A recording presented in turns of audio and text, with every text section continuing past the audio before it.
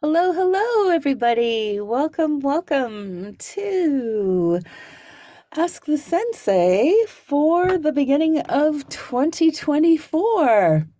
I'm Tish Hicks. I'm the Master Sensei of the VO Dojo here in Burbank, California. So great to see so many awesome, lovely faces that we know and some new folks that we haven't met yet. I am joined here by Kelsey V, who is our dojo team member, who's here facilitating the call with us.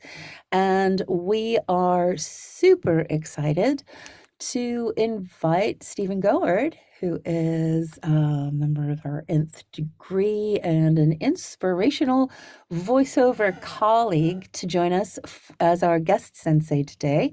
Um, Hopefully, everyone had a chance to take in Dojo 21 questions in your copious spare time over the holidays. But Stephen and I had a great 21 questions session. And always inspirational. So if you haven't had a chance to catch that, recommend that, and that allows a lot of the questions about Stephen to be answered, because what this call, the Ask the Sensei call, is each month, the beginning the first Wednesday of each month, we're here to answer your questions. So what's going on in your voiceover world? What's going on in your voiceover life? Um, where do you have questions? Or maybe you're, at the beginning of the year, maybe you're setting intentions for what you'd like to have happen this year, or what you're manifesting for this year, and what questions do you have about that? Might be something that you're feeling stuck about, or need to let go of from last year. But we're here to answer whatever questions you have. In whatever realm that you have. So the focus here is really you and getting your questions answered. Um, so yay, all right. Nice critical mass we have going here. So Stephen, welcome. If you Thank you. want to Thank you. introduce yourself a little bit, tell us who you are and what you're up to, and we'll I'm sorry, one more thing. And how we'll do this is, this is a Q&A, so Q's are very important. What we'll have you do is, whatever questions you do have, please put them in the chat, and then Kelsey will call you in. Um, Kelsey will call you in, and to voice them in the room. So yeah. Awesome. Yeah. Well, Okay. So now, hi, Stephen. How are you? hello. Thank you guys so much. Tish, you're awesome. I really appreciate the opportunity to be here. Hey everyone, this is a nice crowd here. Well, I'm Stephen Goard. I am a voice actor out here in beautiful Georgia, Stone Mountain, Georgia, to be exact. I say Atlanta because sometimes folks don't know where Stone Mountain is, but yeah, I'm in Atlanta pretty much. I've been out here since '98, actually. Wow, it's kind of crazy to say that out loud. But yeah, I'm originally from Chicago, and my background is in pretty much anything creative. I've kind of been a little bit of a creative for a while. I started out as a stage actor as a child for about 7 years. Kind of transitioned into producing and rapping, and that was what I did a lot of during my kind of like high school and college days. And then that transitioned into graphic design and web development, and kind of being behind the microphone has just been one of those things that seems to have followed me for quite a while. And I transitioned into voice acting in about 2013, knowing I probably wasn't going to be the next 40-year-old rapper that's going to make it. So I figured out a way to kind of, transition into something that could still provide me that kind of intimate microphone contact that I love so much. But yeah, I'm grateful to be here and to have an opportunity to talk. Honestly, my happy place is inspiring people through creativity. I mean, I say it a lot, and it continues to be the thing that moves the needle for me. So connecting with the voiceover community in any way, shape, or form is absolutely what I love to do. So again, I'm grateful to be here. Any questions you have, I'm really more or less just gonna be honest and share my experience. I mean, that's pretty much what I think what we're all here for. Community is a huge, important factor in voiceover, in my opinion. And that's what Tish has created here, which is a wonderful community of sharing and us all connecting and kind of finding that commonality because we're all doing the same thing and love what we do. And I'm happy to be here. So thank you. And Kevin, I know when we were talking in the 21 questions, you mentioned that you started in voiceover in 2013, but it was real and you've been working your full-time job and you have your Yes. full-time big lovely family and it's just been in the last couple of years that you really went, boom, this is it. Yeah. Can you share Um, a little bit about what's like some of the things every time I see your post, I'm like, damn, you're on fire, friend. It's so cool. um, honestly, in complete transparency, I started off wanting to pursue it and just kind of started. I made my own little demo. It got heard by a producer in Chicago. He helped me to make my first demo. That was in 2013. After I made it, I shopped it to a few places out here in Atlanta. I was picked up by Houghton Talent. There's really not a whole lot of huge kind of, there's a People Store. Houghton Talent was one of the big names back then. They asked me, hey, before you talk to anyone else, come talk to us. I signed with them the same day. I booked my very first commercial out the gate. It was a Publix radio spot, and it was a regional spot. I was happy, man. I'm like, my agent goes, "Oh, nobody ever books their first one out the gate," and I'm feeling the fire, and I'm like, "Yeah."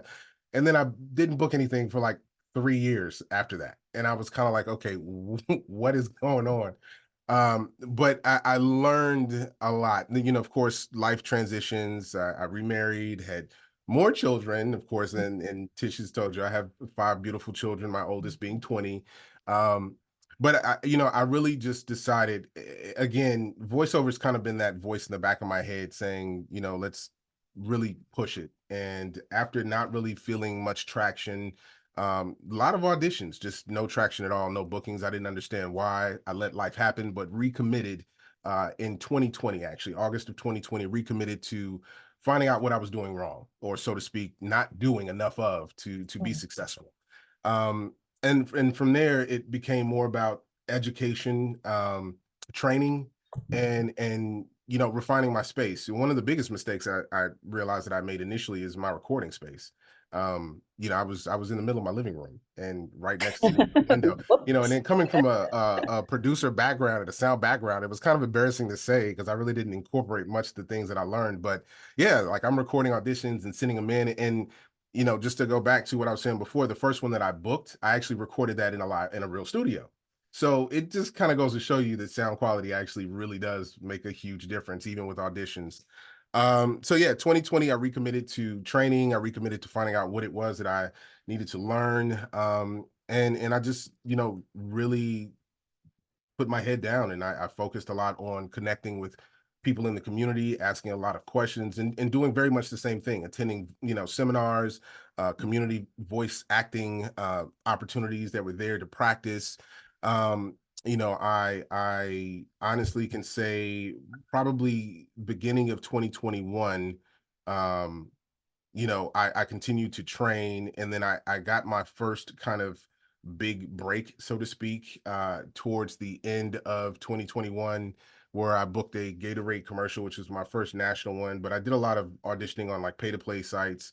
Um, and there wasn't a whole lot that I knew outside of what I was learning as I was going along during that training, but I was committed to getting better and committed to trying to really make a career out of it. And here we are, fast forward, kind of 2024 now. I was used to saying 2023. I've kind of got to get used to saying 2024. But yeah, I mean, in a lot of wonderful things have happened. A lot of wonderful opportunities have come up. I've connected with some wonderful trainers and teachers. I think I've just tried to pull the best from what everybody's offered as far as to training. I've coached with a lot of wonderful coaches, and there's no one technique that works. It just finding kind of your sweet spot, but the training again being the most important thing. It's one thing to have a talent for something, but the training that goes along with it is so important, and Yeah. that's I think what made the biggest difference. Now, I think one of the things that that with the Gatorade spot that you booked on your own through pay to plays, you were Yeah, able to leverage that to major representation in major markets, right? With yeah, CSD, and then what are some of the things that so you're with CSD New York, is that right? I'm with CESD New York, LA, still with Houghton Talent, and then Mhm. with Big Mouth Talent in Chicago. Excellent. That makes sense. And then, what are some of the things? What are some of the things that you've been booking? And then one of the other things that I think is really great and important to put into the room, and one of the reasons that I'm excited to have Stephen join us today, is you said you put your head down. And really, my experience of you is that you opened your head up, like your mindset expanded and your heart set expanded, which is totally in line with what we do here in the dojo, right? Mindset is everything, first the foundation. But Absolutely. what sort of things have been coming, and what would love to just put out that spirit of manifestation of how it works. And I know sometimes, especially at the beginning of the year, everyone's like, "Yay, just think it and it'll come true." Um, Yeah. um, and we do think it for a couple of weeks, and then yeah. So, if you could succinctly share some of the successes that have come, and a little bit about your approach to it, and then we've got some great questions that are opening up here. So. Absolutely. And to your point, actually, one of the I will share this. One of the things that happened during the time that I was kind of transitioning into full time voice acting, I also began working for Emory as a developer because I treat my voiceover business as full time, but I'm also working full time and full time dad. But I began working for Emory University and this is a long one. It's called the Center for Contemplative Science and Compassion Based Ethics. But in a Woo. nutshell, what it's about is it teaches people mindfulness and understanding compassion. What that led to, though, was a big focus for myself in um, not just mindfulness, but how that connects to the manifestation of the things that I truly are that connect us to what it is that we say we desire. For me, I began to meditate a lot more to understand how being able to truly find your purpose in what it is that you do helps a lot with being more connected and really manifesting more because being of service to people is a big part of what manifestation is. And so finding how I could be of service to people through voiceover, creating a mission statement for my life, these were all parts that I cultivated in that process of kind of journeying to figure out what it was that I won't again say that I was doing wrong, but that I could improve on as a person and as a voice actor. And that really I think was a big part of catapulting me into an area where I was finding more success, finding more opportunities, and really beginning to see how manifestation is not just about visualization, but truly about connecting to a part of myself that does feel like I have purpose in what it is that I'm doing. Um, and the love that I have for connecting with people. I've been privileged to do not just Gatorade, I've worked with CDC. I've, actually booked some stuff with Coco Melon, believe it or not, which was awesome for me having little kids. I've done promo spots for ESPN, the NBA. There've been, uh, you know, so many opportunities that have come and that I'm very grateful for. And again, it's, I really truly do believe a big part of that is connecting to my purpose and connecting to, finding they have this cliche saying. I know it sounds not, I don't want to say corny, but finding your why. But honestly, understanding your purpose and what you're doing and feeling a connection to what you're doing is huge when it comes to trying to manifest anything. I mean, this is outside of just voiceover, but yeah, I applied a lot of those concepts to voiceover. And the dojo was also a big part of that. community that I joined, and knowing that their principles are all about being able to connect with those pieces of yourself and manifesting from a place of service for others, that has made all the difference in the world. So yeah, I mean, I think I've done some documentaries. I was able to do one for the American Battlefield Trust, which was pretty huge for me. It was the 6 episodes I got booked for. Then I was able to do something for Entertainment One. There was a narration that I was able to provide.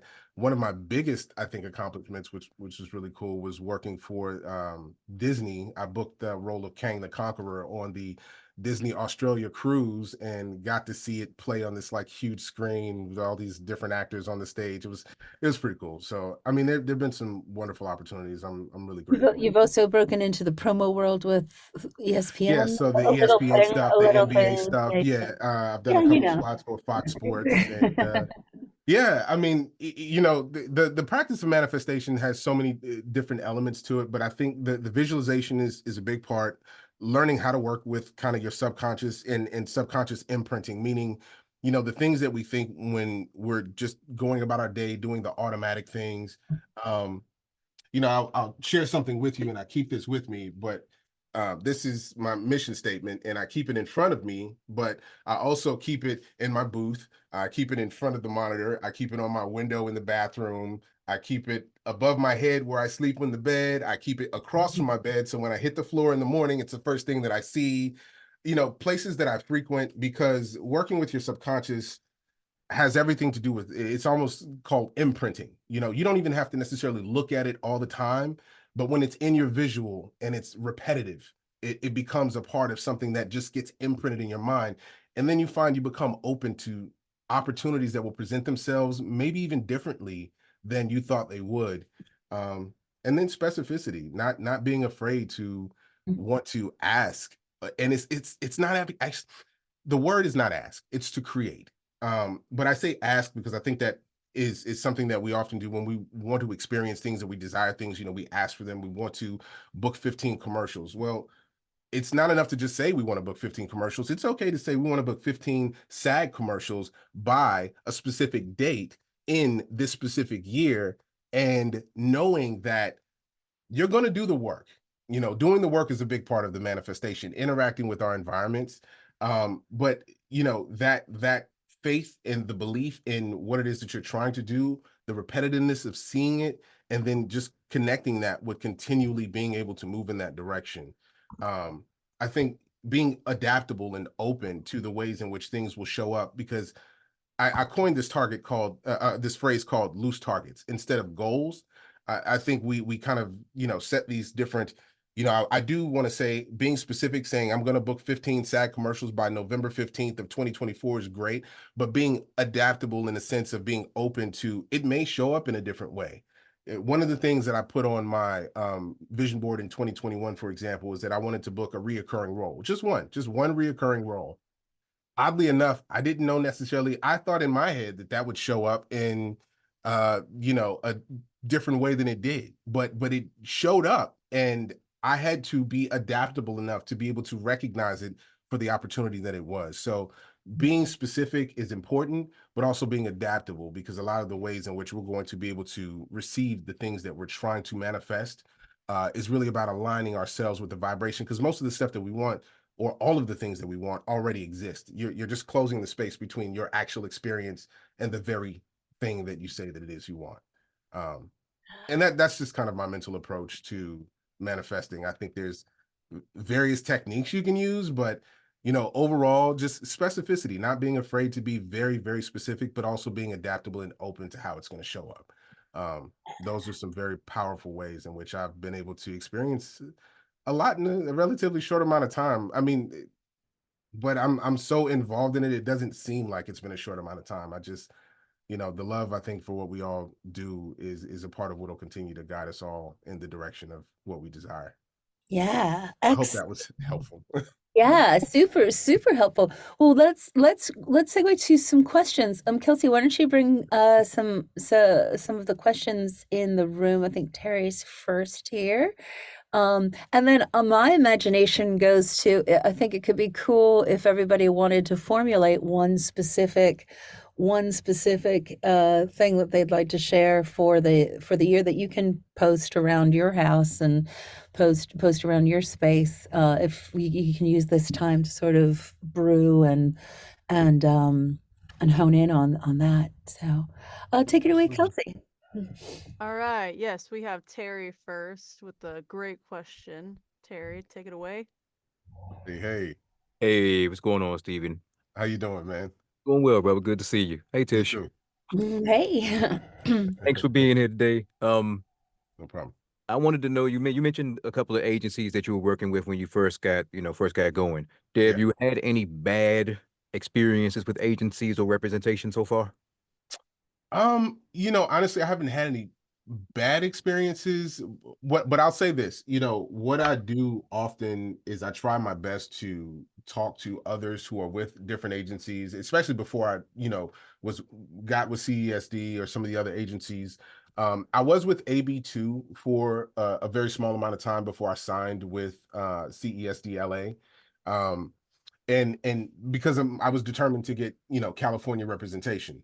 um but again, I haven't had any bad experiences. I would say I've been warned of a few things from various people within my agency, for example, because I was looking at possibly getting a manager. And I was reached out to by a management company. It's one of those questions that kind of come up, right? And it's just like, do you need a manager? Don't you need a manager? Where are the best places to find managers? Because there's a lot of them out there.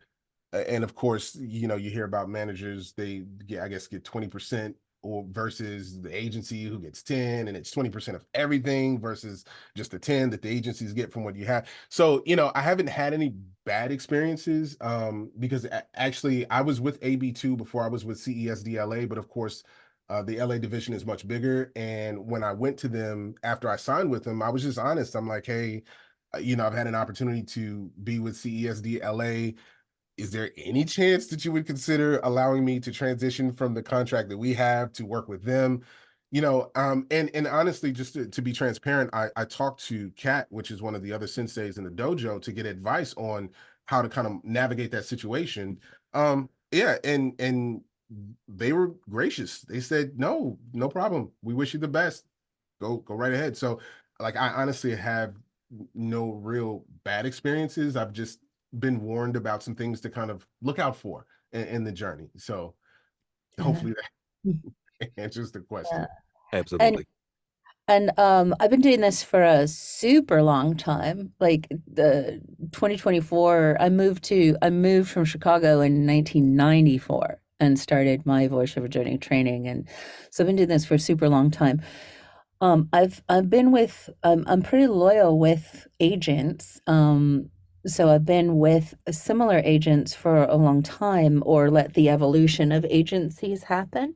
Yeah. Um, but I think one of the things that's really important to know about agents is that it really is an ongoing relationship that you have. And so sometimes it's not that it's a bad experience, but sometimes you outgrow each other or it's not a good fit. Um, and sometimes mom and dad get divorced. Like I've had so many times that it's not anything about you're all happy at the agency, but something happens at the agency that an agent leaves and they may ask you to come with them, which sets up a whole nother dilemma. Do I stay? Do I go? The first time that the boat flipped over early on in my career. It felt so traumatic, like when my parents got divorced. What do I do? Oh no! Um, and then you just understand it's beneficial to make sure that when you're at an agency, there might be one person who's your point person or that has brought you on, and it's also really good to just keep on building relationship with the whole team because Yeah. you don't know which permutation, which way people will go and grow. Yeah. Um, and then sometimes the things that you manifest are not the things that you like you might have been very, very specific and it might not be. For instance, one time when the boat turned over, I've been with A3, formerly Abrams Artist, for many, many years. I was with Abrams Rubloff before that. The boat turned over. The agency closed, and one of the agents went to a Abrams Artist, and so I've been with them for a long, long time. And there was one point where an agent left, and it was an opportunity. I got a call from one of the big agencies that is no longer with Scale. The scale department doesn't exist anymore. But at the time, I was like, oh, well, this is a great opportunity. This is a great opportunity to take that next step up, because Abrams Artist and A3 is not a slouchy place at all, but it was one of the big, right, the big ones. And it ended up, it's actually why the dojo exists, because it ended up being really super not a good fit for me. The timing of my life, I was 7 months pregnant. There's all sorts of things. I had been the voice of Citibank for 7 years, and that was coming to a close. But when I came back from having the baby, I was like, hey, I haven't heard from Citibank in a while. And they were like, yeah, Forrest Whitaker is a client across the street theatrically, and he's been doing some stuff for them. And I was like, I should have known right then, like, I should have said, wow, that's awesome. But you might want to give your non-Academy Award winning client who's had the campaign for 7 years. There's just little things that were like, wow, this is super not a good fit. So Yeah. somewhere I'm not on the radar here. And it took a little while, but eventually I went back to A3. So in some ways, it was a bad experience. In other ways, it was a profound experience, because we're all here today. Because what happened for me was that was the first time in my long career that something went down backwards, right? It was always like, oh, and then then you booked this and something bigger came. And so when that first not having something happen, I was like, I don't know how to do that. It just goes up and bigger. And it's like, yeah, no, it doesn't, honey. It doesn't always go that way. So it was really out of that experience of having to go like, wait a minute, what is it that I do? What is it that I know that, is the foundation of the dojos in the big picture. So yeah, so I think the key here is that, like a relationship, if there's something that feels bad or has gone wrong, hone in on what that is, and like a relationship, deal with it honestly, clearly, and sometimes it's not a good fit. So hopefully that's a little bit of a long story, but expect that things will change. Expect that it's a relationship that you keep on calibrating and growing together. So And yeah. to your point, Tish, one of the things early on that I found, uh, a lot of how we experience things is gonna solely be based on our perception. So whether we want to call it a bad experience or not, Mm, truly, it's not bad if you learn from it. And mm, I think, as you were making a point, um, with the agencies that I work with, I try very hard to understand that they're people. I mean, we all have jobs. They're people, and I reach out to them, not it's very genuinely just to kind of create more of a synergy between us working, so they can really know who I am, because I think a lot of them providing opportunities to us, we're also providing opportunities for them as well, and it's a working relationship. One of the things I picked up on early is that the landscape of voiceover change, where it's not agencies giving us opportunities, but it's really a co-creative relationship that you create with the agency that you're with, and you both have a vested interest in the success of whoever the client is that you're working with or for or doing a project for. But overall, it's they're people.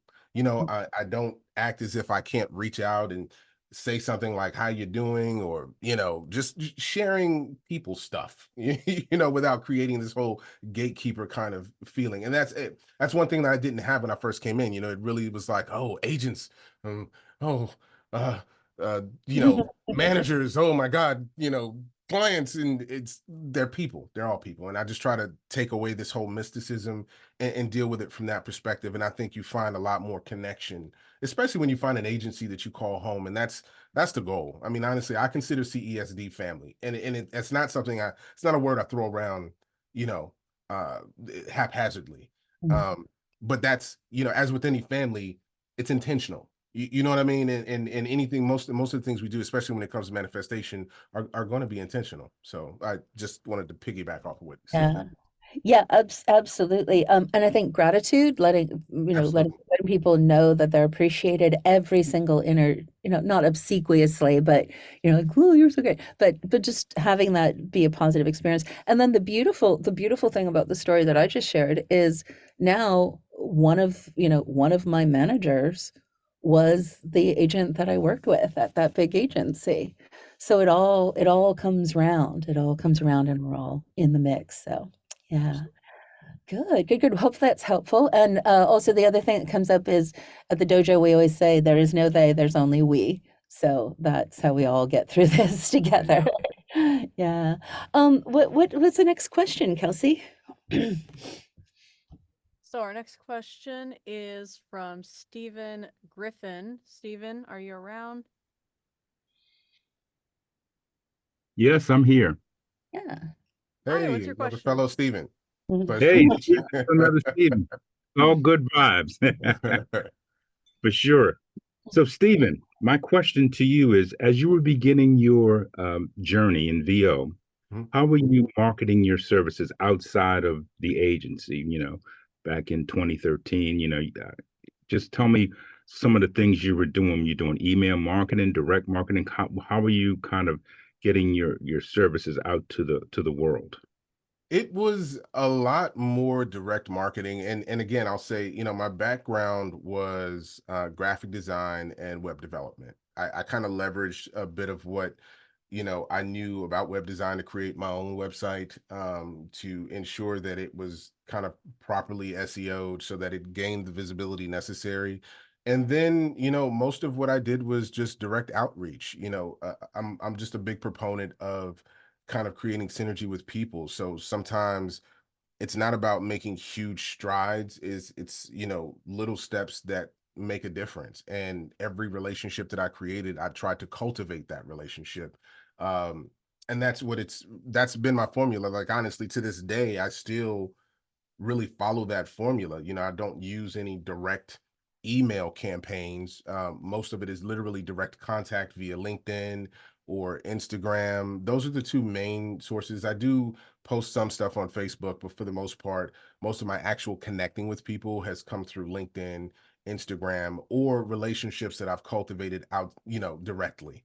And it go, I've heard so many different stories about the ways that people kind of market themselves. And you obviously want to look at yourself as when you're full-time. I think viewing yourself as a business from a voice actor perspective is wise, because then you approach it a little bit differently, because as with any business, there does have to be some sort of marketing.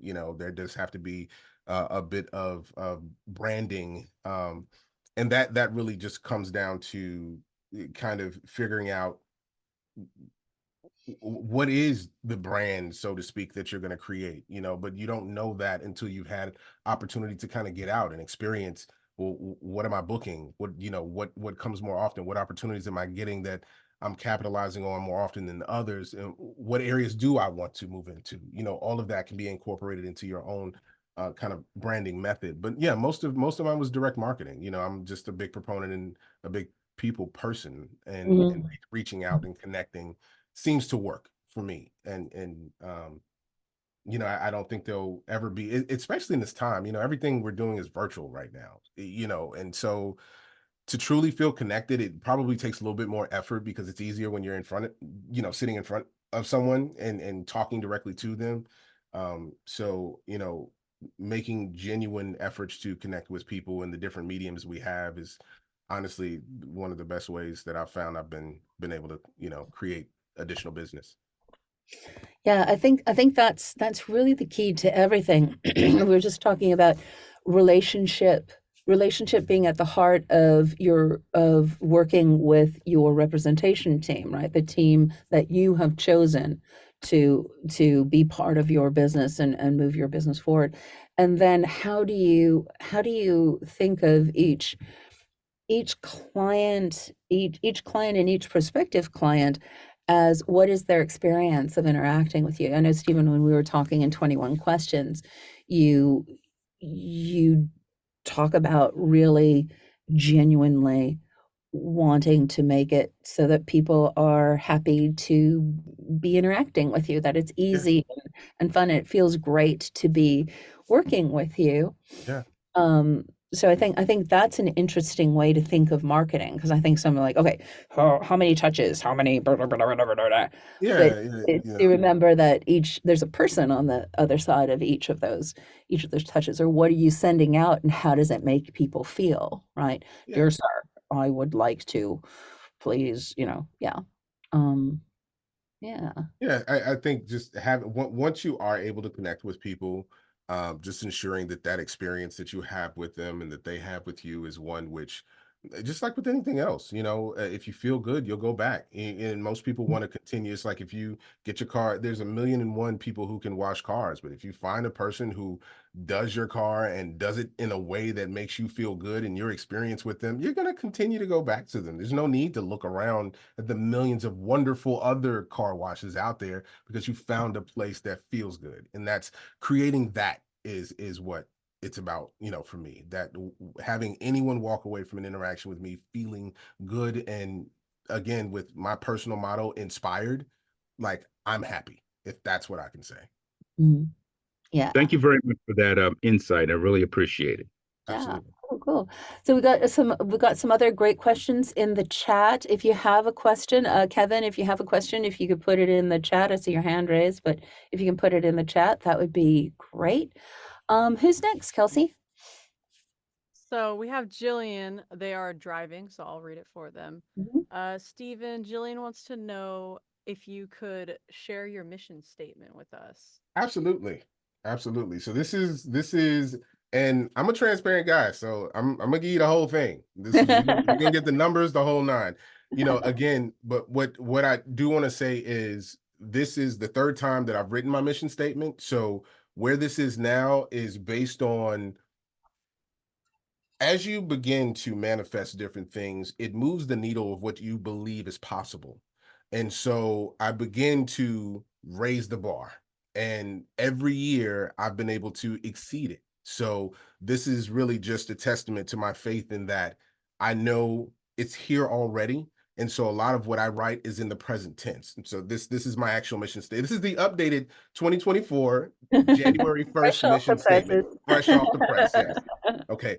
The one thing I do want to point out that I was trying to make kind of a clear before is that a lot of what we do is in service to others. And so manifesting, a big part of that is connected to being of service. So just notice the way I kind of start this off. I use my voice to provide my clients with unequaled value that helps them inspire, engage, and expand their brands to larger audiences. I book 50 new clients from marketing and referrals. I book 15 national SAG TV commercials, 3 reoccurring TV animation roles, 20 promo TV spots, 10 national radio spots, 2 major narration roles, and earn over $400,000 by December 31st of 2024 as a voice actor. I gained $750,000 in distribution and financial backing to produce and distribute my animated movie, The Uptown Chronicles, that is critically acclaimed. My spirit, mind, and actions are aligned. All of this is being manifested right now. I easily create harmony with my wife and family, travel to 2 new countries with my family, and save $250,000 in the bank. So that's a lot. And it's all possible. It's all been done by someone, and this will be done by me. But I say all that to say, the specificity that is in this mission statement wasn't necessarily the specificity I had in the one in 2020. It was a little bit less specific, but nonetheless, I still hit the goals that I had on there. And well, actually, let's see. My very first one, what I wanted to hit in my very first year that I made my mission statement, I had on there that I wanted to earn $100,000. Well, I made 80. So does that mean I didn't accomplish my goal? No, that's why I called it a loose target, because I'm in the area. I'm in the zone in that, it may not have been exactly 100, but moving that needle, that was something that I had never done outside of a regular 9 to 5 before.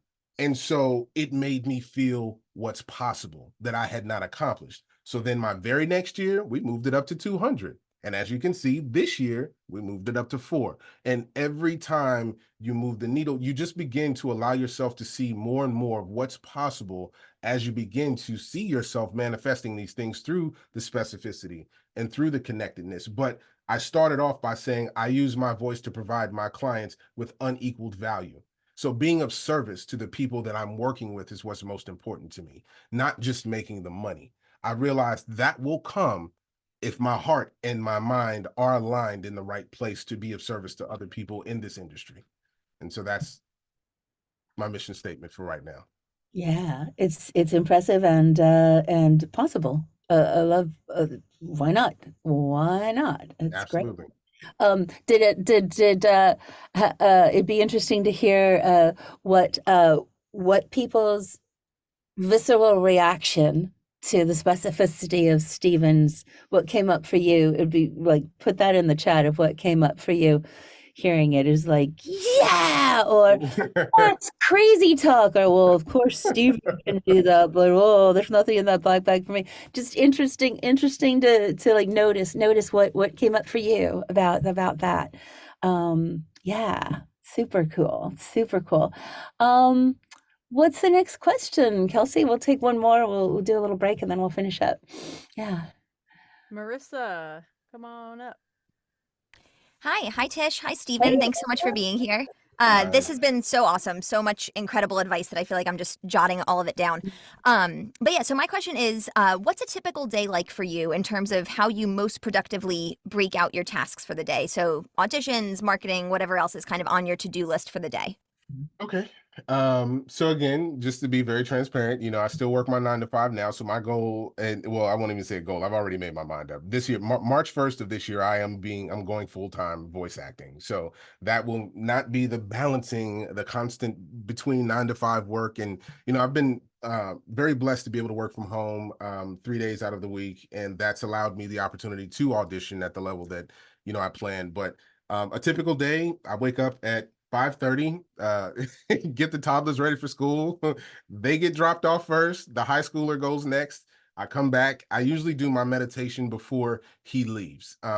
Starting my day with meditation has been super, super huge because there are 3 things during meditation that I do. And one, I always start off with gratitude. Gratitude to me is the most integral part of everything that we can do when we talk about trying to manifest. And it's not just saying, Sorry, I haven't had another question yet. Sorry about that. Kevin, please do not interrupt the call. We see your hand. I asked you specifically to put it in the chat. If you can't, then let us know that. But please do not interrupt the call. We see you. And if the way that we roll is that we write it in the chat. If that's an issue, then let us know. Okay? But please do not interrupt the call. Thank you. Please go on, Kevin, or go on, Stephen. No problem. Gratitude is just a super huge part of everything that is manifestation. For me, I start my meditations with gratitude, and this can be. Listen, I don't think there's any shortage of things that we can find that we can be grateful for that we all have. It doesn't necessarily have to be a huge accomplishment. It doesn't have to be, this thing that I booked. Honestly, finding gratitude in a moment of silence is a huge platform to basically move from in trying to kind of prepare for how we're going to move in the day. And so for me, I start off with that, and it's usually about 20 minutes, like every day. I do not miss my morning meditation. Once that is done, I'm seeing my son off, out the door for high school. He walks, catches the bus. And then it depends. If it's a day that I have to go into the office, typically I won't be able to get to most of my auditions until the evening time. Right. And, I do pay to play auditions. I do the ones that come from my agents. And there are also a few online casting sites, which are a little bit different from pay to play sites that I work with as well.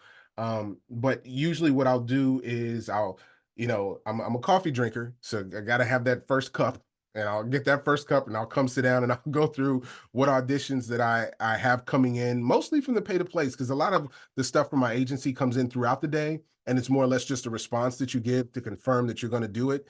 And I'll usually do those the same day, but in the evening time. Once I'm but if I have auditions popping in through the day and I'm working my 9 to 5, like honestly, I'm sitting here and I'm responding to emails from my 9 to 5, and I see an audition pop up, I will stop what I'm doing and I will get in that booth. My goal, especially when it comes to pay to plays, is to be one of the first 10 to get that in. And I say that because, I mean, honestly, I've seen auditions on some pay to plays where it's like 200 people that are auditioning. They all use an algorithm, and that algorithm has a lot to do with how your profile is set up. But also sometimes, believe it or not, it has to do with how quickly you respond to those auditions. If you can get them in there and be within the first 10, you can rest assured you'll probably have a higher chance of getting a listen than you would if you're number 40 or 70. Because I mean, if you think about it, if you're one of the ones that have to sit there and go through all of these all day, and you just so happen to hear in the first 10 the person that really might fit this, you're probably not going to get to the rest of them.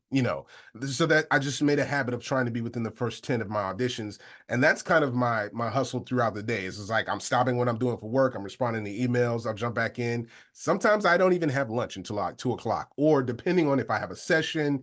I schedule sessions always on my days when I'm working from home. Somehow that worked out beautifully. I had no conflicts at all last year, so we're going to continue to think that and believe that will continue to be the trend.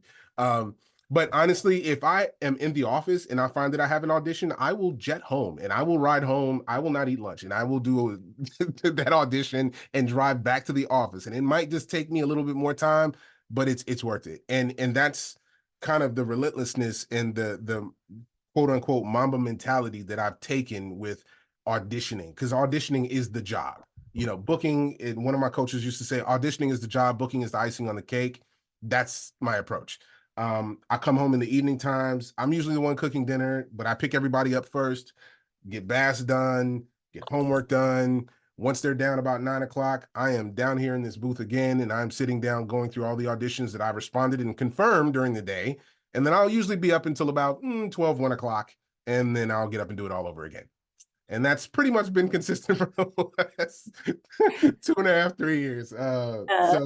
What I hear, one of the things when my second kid was born, I really had this realization that my creative life is actually my first child.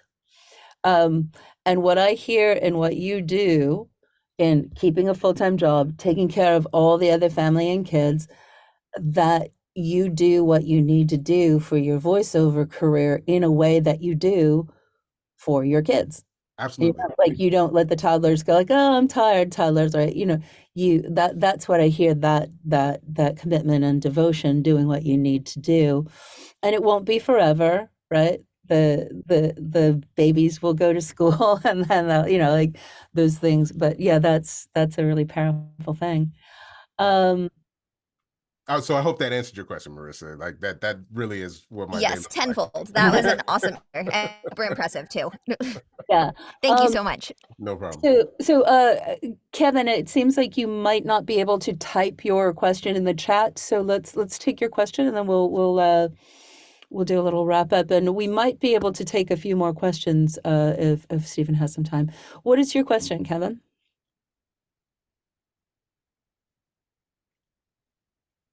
Are you there? No. Here I am. Okay. Excellent. Welcome back. What's your question?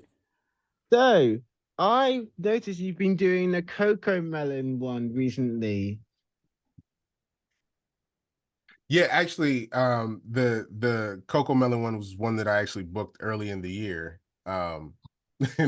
But believe it or not, I've been waiting for the first episode to come out and get cast and all that good stuff. But I'm on the roster, and so it was one of the weirdest kind of experiences. But because they actually had to put me on payroll with Moonbug, which is who does Coco Melon, and they were a little bit different. It's like nothing I've been cast for before.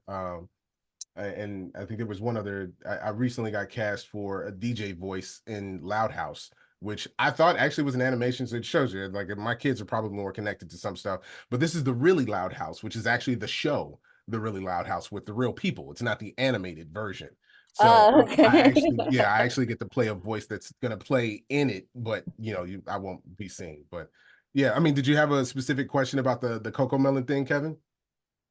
Yeah.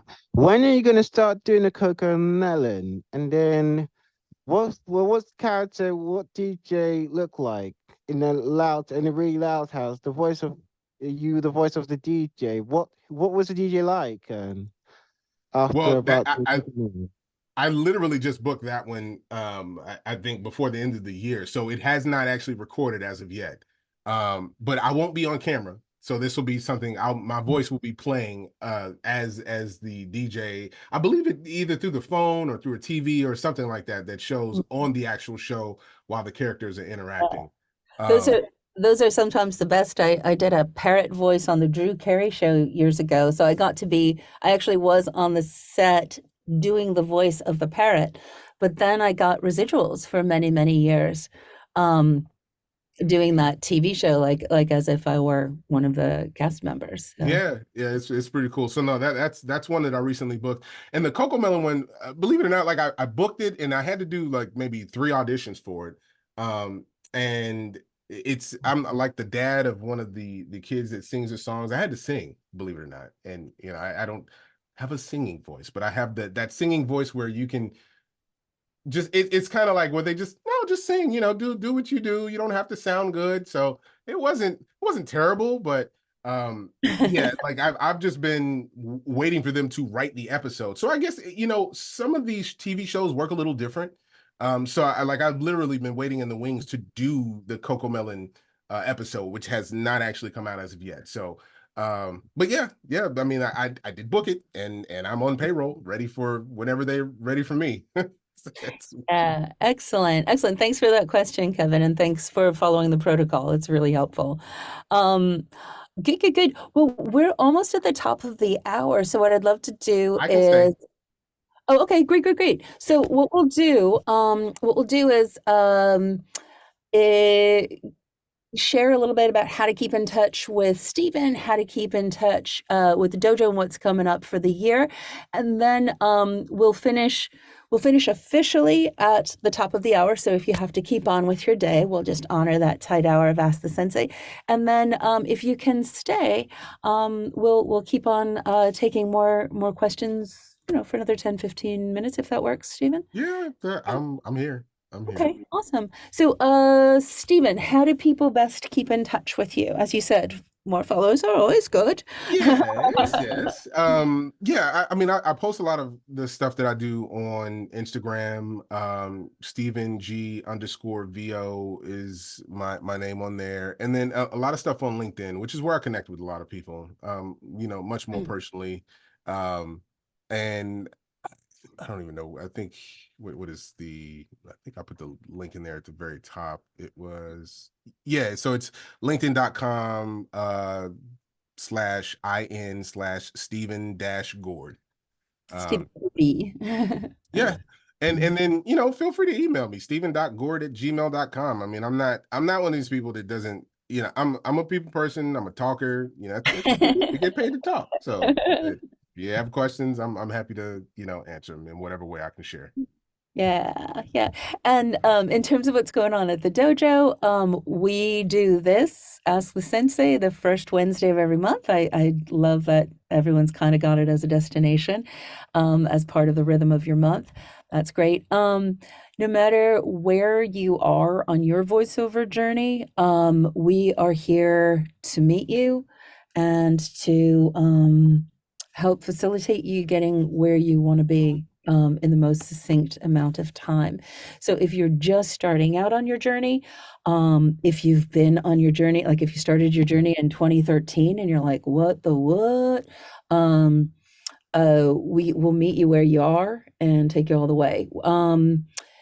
You can sign up for a voiceover once over we call it a VOO here, just a brief call where we can talk with you more about what it is, where you are, and where you want to be.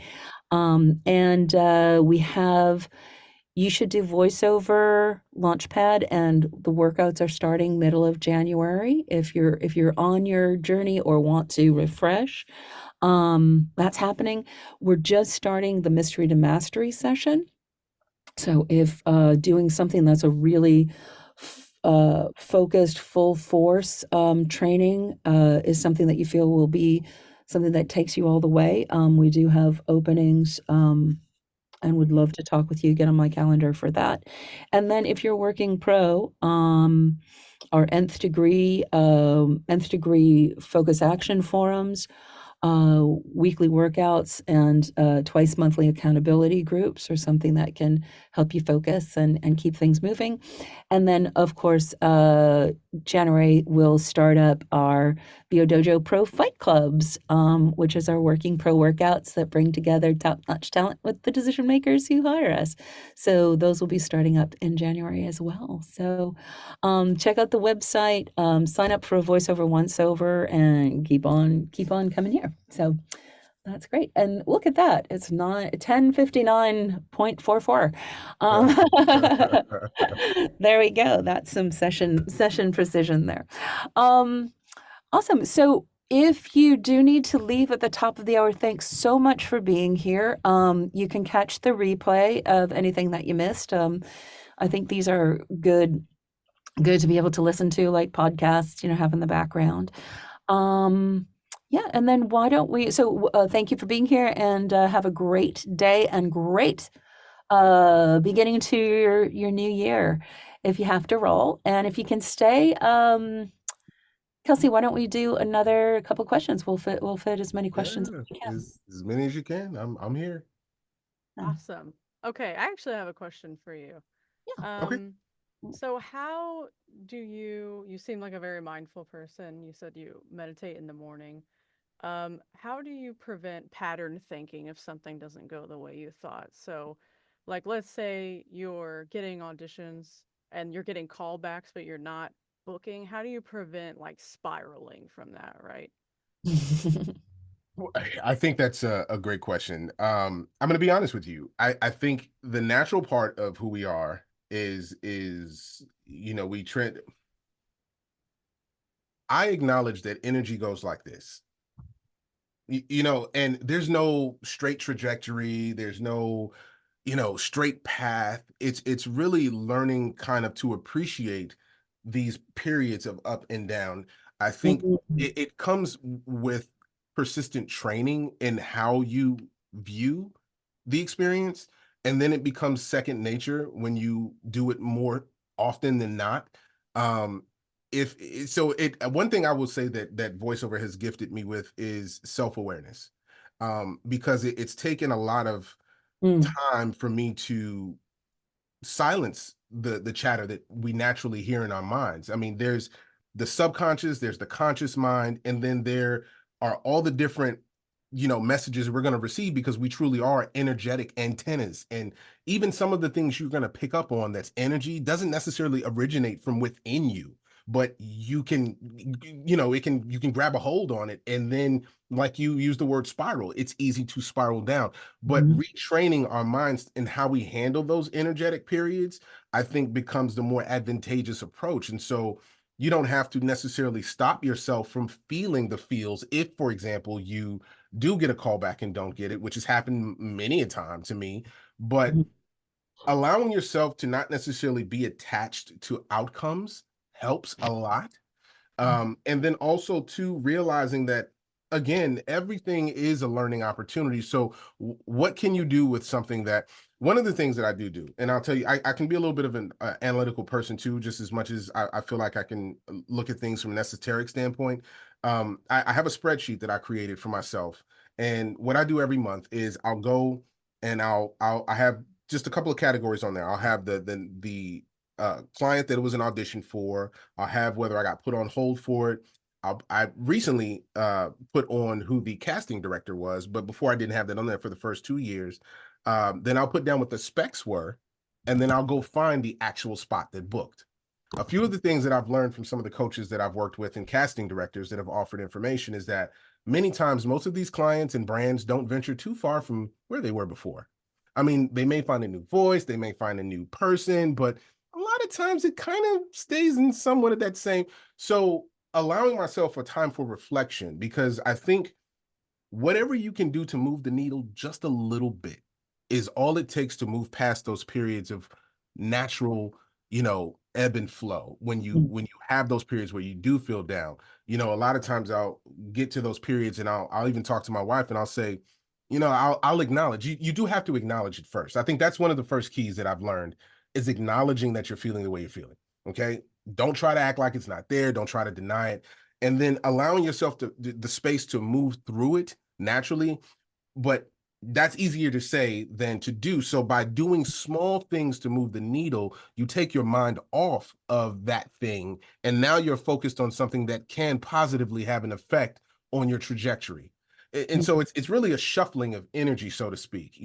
Allow yourself the time to go through that. You don't have to act like it's not there. You don't have to act like the disappointment is not there, but the disappointment isn't the end, because even with the disappointment comes an opportunity to learn from what it is that you're feeling. And I really just try to approach it from that perspective. I think and I've come to train my mind now. That's probably second nature to me to think that way versus when I first started.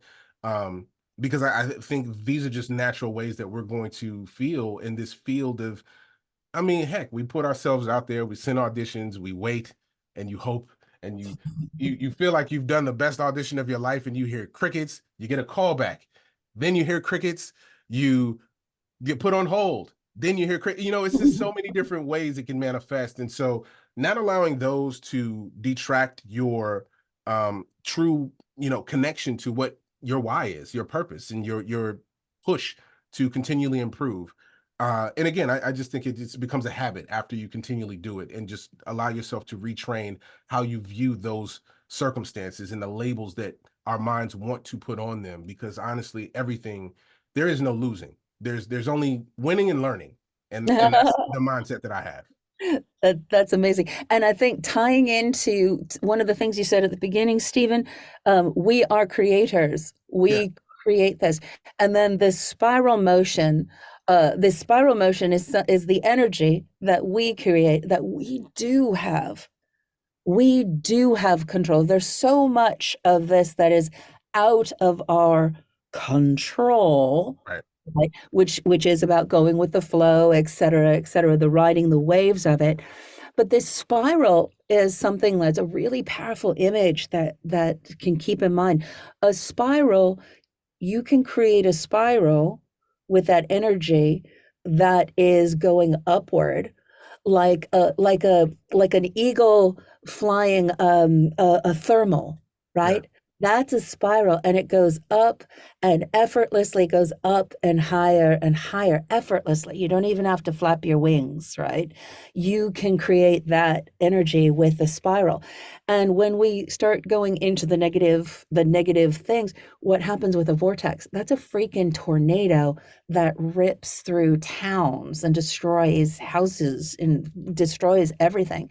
So we are the create we can control once we acknowledge and ride the wave. And if you're riding the wave, sometimes you get swept, you can get crashed into the surf and have to step on a coral, right? Not to get too many metaphors going, but what we do with this energy is something that we can develop our skill set around, in the same way that we develop our skill set to be able to read and analyze a piece of copy. That's part of being in this business for a sustained, successful career. So, yeah. And it's repetition. I think the more you do it, the easier it can become over time. You train your mind to look at things a certain way. And then also, if you are getting callbacks, it may seem it might feel to you like, oh, you're pressing up against the window, I'm almost there. Think of all of the people who are not in that area that's just adjacent, that it was between you and someone else if you got a call back, right? Like it was between you and maybe a few people, but you're in the room, your name is in the room, and it might not be this, but you're in the mix. So that is a win. I think for those of you who've been here, 2023 was not the easiest year in my world, and a lot of my energy was going elsewhere. And I'm so excited about the new year to be able to go, everyone's okay. Okay, let's focus this. But I look back on my year and I have my consistent clients, but there wasn't a lot of new things, and there was a lot of things that were almost, yay, you're on hold for this and that. Oops, no, you're not. So it's easy to go like, oh, nothing happened this year. But I looked back and went, no, actually, kind of almost every month, there was something that if it had gone, I'd be the voice of that as well as this, right? So just keep on understanding where you are and how far you are on the journey. And I think that helps keep your spiral going upward too. Thank So. y'all both. Those are both excellent answers, and that is so helpful. And our last question that we have on the board, Terry, I wanted to give you plenty of time because you got a bunch of great questions. So I wanted to give you the floor here. So come on up.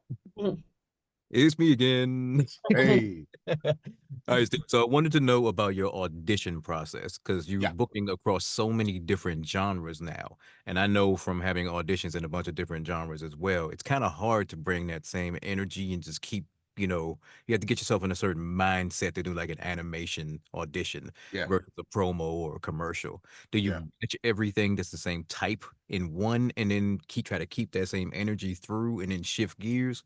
Or do you just take them as they come? I take them as they come, man. I find uh, if I can just be real transparent, yeah, I'm probably I love acting. I love the opportunity to play. And so sometimes I think I welcome kind of that break, when I'm so stuck on commercial and I've been doing all these commercial auditions and then this ESPN thing comes in, and I have to get in the pocket. It's a completely different pocket for promo than it is for commercial. Narration's a completely different pocket than commercial or promo, and so I just kind of take it as it comes. I think as far as the audition process, I think my goal is always to research before I do it, which helps me to get into the pocket. I usually research the client, I'll research previous spots, I spot TV, YouTube. I mean, man, you got to kind of get creative and track down some of the stuff that they've done. It's not always easy, but that does help. But listen, if you give me the music to something, oh my God, like I just feel like that's a gift from the heavens because I can get in the pocket. If I have the music, that makes it, and I'm sure that's probably because of my background with production and music. And I try to use all of the tools, that I have at my disposal to my advantage. But yeah, I mean it's just been different. I found and really, promo, I'll say this, like I had on my last vision board, I want to book 5 promos, right? Just 5. Like I ended up booking 6. I had no idea. But Boom. it didn't come until the end of the year, the last 3 months of the year. So I could have spent, and again, I made my vision board just like this year at the very first of the year, right? So I could have been like, man, I haven't booked any promos all year. I was just so focused on doing what was there and taking advantage of the opportunities that did present themselves. And then when the promo opportunity came up, I promise you this, and this is one thing that I will reiterate. The thing with manifestation, man, is if you are specific and open and adaptable at the same time, you are literally going to have things almost, I don't want to just create this whole like mystical, they're going to fall in your lap. Honestly, that's what it's going to feel like. Because if you're open, you're going to see an opportunity where you would not have seen that opportunity before, because you basically have given yourself this ability to be specific about what you want, which is hold on. Okay, keep on going, Stephen. I think we got it. Which aligns your energy, vibration, whatever word you want to use, with your intention, which is a big part of that manifestation process, right? But then the adaptability you have in allowing the universe or God or however you describe it to let that thing show up, you're going to find that because you've basically got your eyes open in a different way than you did before, and you're not so stuck on it showing up a certain way, once you get the opportunity, you're probably going to look at it like, wow, this is actually what I asked for. It just didn't. This is exactly what I asked for. I did not know it was going to show up like this, you know. So again, that's what I'm saying. Like it's um interesting in that, you know, I think the more we allow ourselves to kind of do what feels right and what feels good in that moment, but then also be open to how it could possibly manifest, you're gonna just create so much. So yeah, man, it's no real process to it. I think I just try to be methodical in doing my research, Mm. familiar myself with the copy, taking a run through of the copy, and then once I take a run, you know, one of the other techniques that I picked up from one of my coaches is I'll run through the copy. I think our minds and the way that they work with when you read something for the first time, it's interesting. I've gotten interesting reads out of just reading something for the first time and taking that first take, right? But then after I've processed the script, it's there. And so now I can play a little bit more than I could because I wasn't familiar with what I was reading, like the intention behind certain words. And these people who write these scripts, believe it or not, they are paid to do that for a reason, right? They know they have 15 seconds, 6 seconds, or 30 seconds, or a minute to get the message across. And so they're very intentional with certain words that they use. And just like us, when we're talking to one another, we're intentional with certain words that we use, right? Whether we're consciously aware of it or not. But if you allow yourself to view that copy first and then take a second pass at it without necessarily reading as much, because now it's in there, you're probably going to get a much different read because now you've kind of familiarized your entity with, you know, what's there. And you may pick up on something that you wouldn't have seen if you were just reading it straight through and just going straight through. I learned that as I was auditioning. You know, that's one of the things that kind of came up because mostly what I would do initially, I'd go right in. I'd get the copy like, yeah, all right, here we go. I know what this is about. I researched the client. Let me just run through this. I can get in a pocket. And it felt good, right? But then I'll give myself a second run because normally I'll do like two. They usually ask for like 2 takes, maybe 3 takes. That second take, man, that felt way more connected. But I think because I was able to understand certain places I can put inflection, certain words, you know, um, and then this whole thing, this word authentic, I think has been thrown around so much that it's lost a lot of its like sheer shine. Because I mean, the truth is, we're authentic as we are. I mean, you don't have to be authentic. Just if you're being yourself, you are authentic in your experiences, your voice, your thoughts, how you feel in that moment. Versus because my audition today for the same thing may show up different tomorrow because of how I'm feeling. You know what I mean? So, and that's just so learning who I am, being self-aware, I think is a big part of my audition process because if I know that I'm not in the right headspace sometimes, I won't do an audition. You know, I don't know. That's probably a very long-winded answer, but I hope that was helpful. Super Yeah. helpful. And then just a couple other thoughts to finish up here, because it's great. It's great to be able to riff with you, Stephen. So, just in terms of your process, at the dojo, we have an approach that we give a toolbox that's called the pre-flight checklist. So thinking of it as a way, just as a pilot, at whatever level, you know, before you do your own solo flight to, you know, your Sully Sullenberger landing with the geese on the Hudson, no matter what happens, that there's a process that you go through before, and with us, that's five steps that allow you to look at a piece of copy in many different perspectives, like a couple of different facets. So turn it this way, turn it this way, turn it this way, and then do take one. So do these passes. So that's an approach. And that happens faster and faster as you do more, which brings me to the next thing, because one of the things you talked about, Terry, is like, how do you adapt to different genres that come down your river in the course of a day? I think thinking of yourself as a really skilled athlete, a well-trained athlete, or musician, and then being able to adapt to different sports, because promo is just a different sport. You're still an athlete, but it's a little bit different sport. So if you're playing baseball, what are you doing to show up to play baseball, right? What is the equipment? What is the rhythm? What is the game? What is the game, and how are you playing it? But you're an excellent athlete, right? So that, and then understanding each of the variations, right? And in some of the things of voiceover, it's the difference between baseball and softball, right? And then what is the same about all of the things, right? You try and get the ball in the thing, right? We work together to, yeah.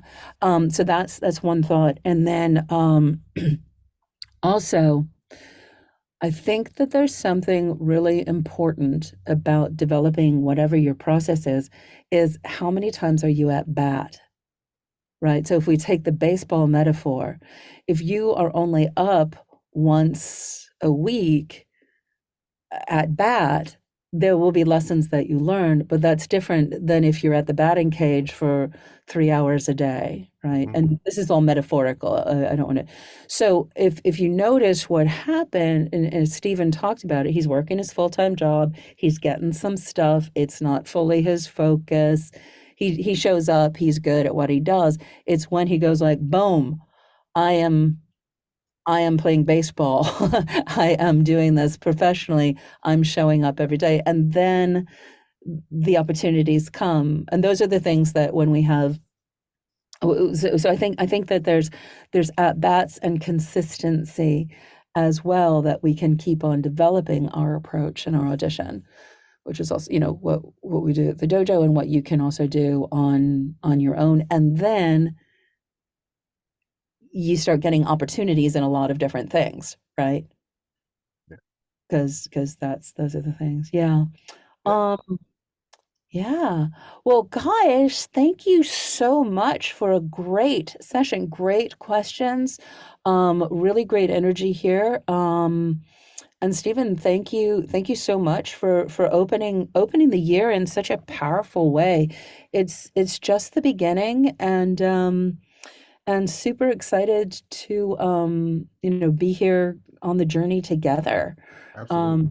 I'm grateful. With all of you. And Kelsey, thank you so much for keeping everything going and flowing. Yes. Yep. I think Kelsey redid the links. Would love to talk with you if you guys want to get on on our calendar with Tyler Ashley, or if you wanna talk directly to me. If you're interested in the Mystery to Mastery program at all, let's talk this week, because we're starting on Monday.